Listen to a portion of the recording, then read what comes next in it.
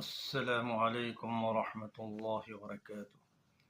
أعوذ بالله من الشيطان الرجيم. بسم الله الرحمن الرحيم. يسألونك عن الشهر الحرام قتال فيه قل قتال فيه كبير وصد عن سبيل الله وكفر به والمسجد الحرام وإخراج أهله منه أكبر عند الله والفتنة أكبر من القتل ولا يزالون يقاتلونكم حتى يردوكم عن دينكم إن استطاعوا ومن يرتد منكم عن دينه فيمت وهو كافر فأولئك حبطت أعمالهم في الدنيا والآخرة وأولئك أصحاب النار هم فيها خالدون.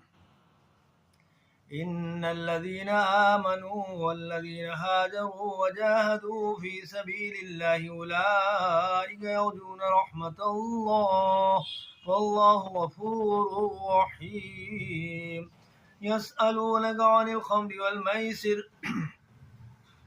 قل فيهما إثم كبير ومنافع للناس وإثمهما أكبر من نفعهما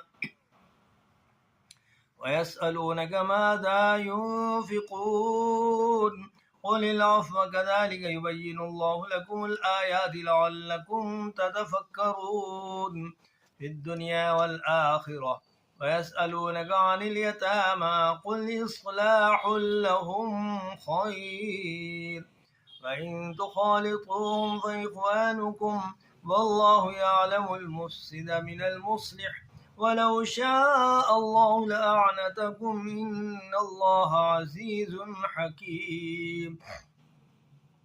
ولا تنكحوا المشركات حتى يؤمن ولأمة مؤمنة خير من مشركة ولو أعجبتكم ولا تنكحوا المشركين حتى يؤمنوا ولعبد مؤمن خير من مشرك ولو أعجبكم أولئك يدعون إلى النار والله يدعو إلى الجنة والمغفرة بإذنه ويبين آياته للناس لعلهم يتذكرون.